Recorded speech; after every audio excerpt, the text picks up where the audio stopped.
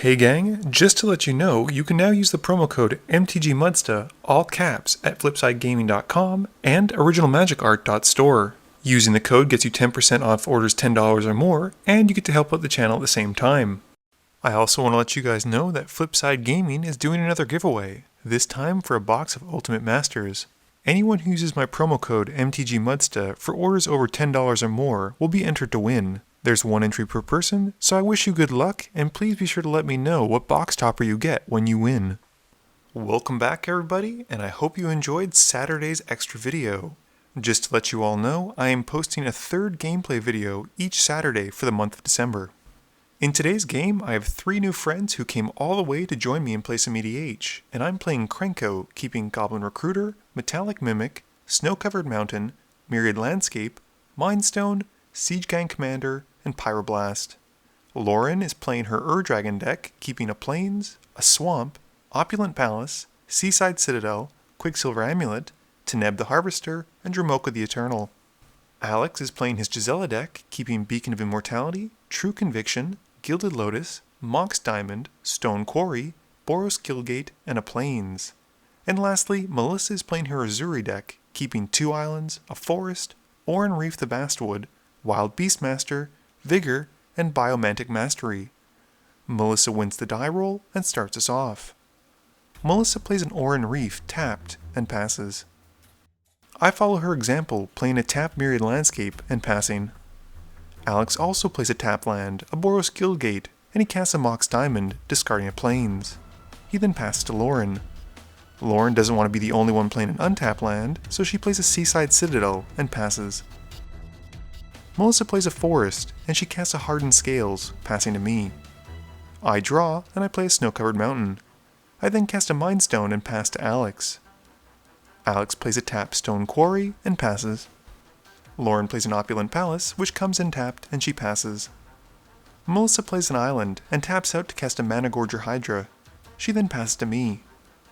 I pay 3 to cast a Legion War Boss in my main phase, and as a result, Melissa's Hydra gains 2+1/+1 counters. Yikes. I move to combat, and the War Boss makes a Goblin, which has to swing, so it heads to Alex for 1. Alex draws for turn, and he plays a Plains, passing. Lauren plays a Plains as well, and she casts a Herald's Horn, naming dragons as it comes in. This also gives Melissa's Hydra another 2+1/+1 counters, and Lauren then passes. Melissa plays an island and casts a Wild Beastmaster. This gives her Hydra another 2+1/+1 counters, and she taps the Oran Reef to give her Beastmaster 2+1/+1 counters as well for entering this turn. Moving to combat, Melissa swings the Hydra at Lauren for 7, and once the damage is done, she passes to me. I play a Snow-Covered Mountain as my land for turn, and I move to combat. I get another Goblin token from the War Boss trigger, and I swing it at Lauren for 1, sharing the love. Alex plays a conservative Boros Garrison, bouncing a Plains back to his hand, and passing without casting anything to keep the Hydra at bay. Lauren checks the top card with her Horn trigger, but it's not a dragon. She draws it and plays a Swamp as her land for turn, paying 4 in her main phase to cast a Quicksilver Amulet. And with another spell being cast, Melissa's Hydra gains another 2+1/+1 counters. Melissa plays an island for her land for turn, and pays 4 to bring out Ezuri, which gives her Hydra more counters. And once Ezuri is on the field, she taps the Oran Reef to give Ezuri 2+1/+1 counters and not let him feel left out. Moving to combat, she swings everything at me this time, and the Hydra gets pumped to be a 14/14 because of the Wild Beastmaster's on attack trigger. Thankfully the Beastmaster doesn't have trample, and I block it with a Goblin token, only taking 14 damage. At the end of turn, while Melissa justifies her attacks by saying I have a lot of Goblins, I crack the Myriad Landscape to go and find 2 Snow-Covered Mountains. I draw for turn, and I pay 2 to cast a Goblin Recruiter, giving Melissa's Hydra more counters. I get to go and find some Goblin cards, and I grab a Dark Dweller Oracle, Goblin Ringleader, Goblin Cratermaker, and Goblin Matron, putting them on top of my library with the Ringleader on top. I then move to combat, and I get another token, and I swing it at Lauren for 1. I then pass to Alex. Alex draws, and he plays a Plains. He doesn't have a board wipe, so we see Beacon of Immortality hit the stack to double his life. This is done to make Melissa's job of killing us with damage a little bit harder, but it still gives her Hydra another 2+1/+1 counters. Lauren looks at the top card, but it isn't a dragon, and draws it for turn. She plays a command towers for land for turn, and paying 5 becomes the hero we need with a Fumigate. She wipes the board and gains 7 life. She then passes to Melissa. Melissa plays a Mosswort Bridge as her land for turn, and hides away a card from the top 4. She then casts a Pelt Collector for 1 green, and once it's on the field, taps Oran Reef again to give it 2+1/+1 counters. She then passes to me. I draw and cast my Goblin Ringleader that we all knew was on top of my library in my main phase. I reveal the top 4 cards, and I hit the 3 other goblins and a snow-covered mountain, putting the goblins to my hand. I then cast a Skirk Prospector, and passing, have to discard down to 7, discarding a Treasonous Ogre. Alex draws and plays a Nykthos as his land for turn. He then casts Gisela in his main phase, and he passes to Lauren. Lauren reveals Ryusei with her Herald's Horn trigger, drawing it and then drawing for turn. She activates her Quicksilver Amulet in her main phase, and puts down an Utvara Hellkite, passing to Melissa. Melissa draws and paying 6 casts a Vigor onto the field. This triggers the Pelt Collector, giving it 2+1/+1 counters because of the hardened scales. She moves to combat and swings the Pelt Collector at me.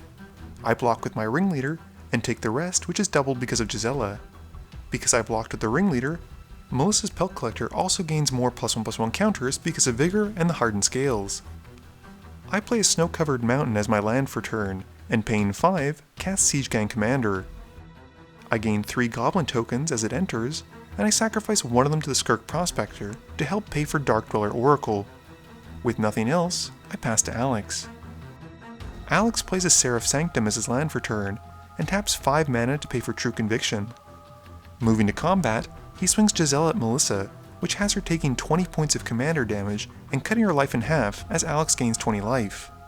With nothing else, he passes to Lauren. Lauren looks at the top card, but it's not a dragon, and she draws it. She plays a tapped Irrigated Farmland as her land for turn, and she then activates her amulet once more in her main phase, and gets to put out Dramoka the Eternal. Moving to combat, Lauren swings the Utvara Hellkite at Alex. This gives her 2 triggers, the first of which has Lauren putting a 6/6 dragon token out. She then gets to bolster for 2, and the counters go into Dramoka. Alex then takes 3 as the damage is halved to him, and Lauren then passes to Melissa. Melissa plays a command tower as her land for turn, and with nothing else, she passes to me. I draw for turn, and I move straight to combat.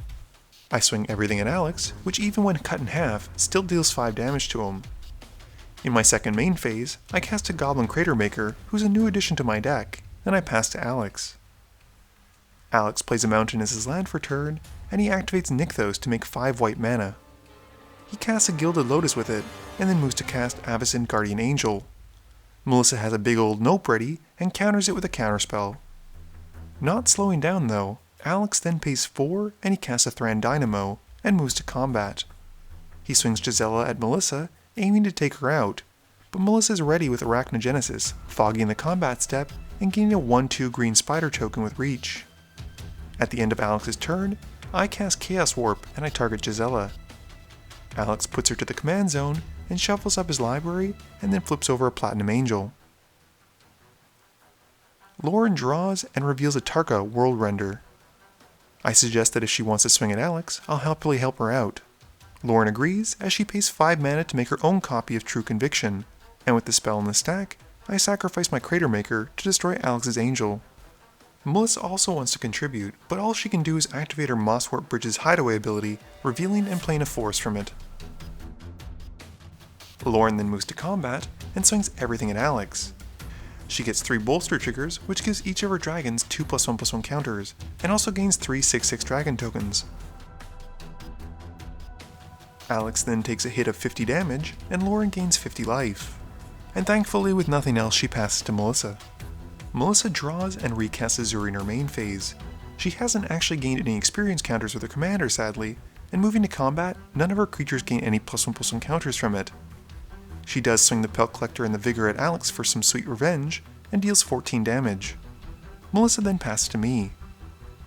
I draw for turn, and sacrifice one of my tokens to the Dark Dweller Oracle to exile a top card of my library. It's a snow-covered mountain, and I play it as my land for turn.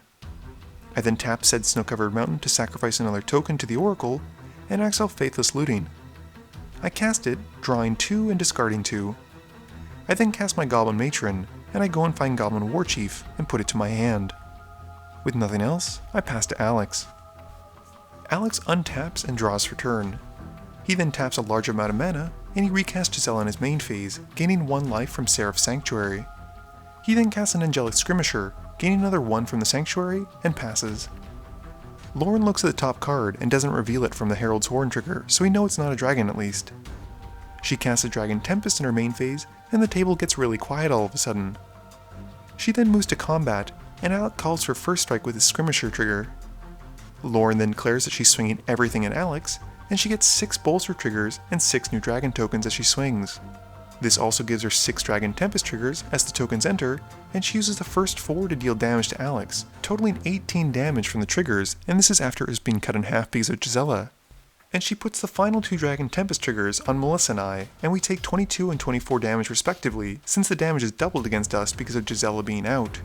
Unfortunately for Alex, even with Alex blocking and cutting the damage in half, Lauren is still able to get through with enough damage to take him out and win the game.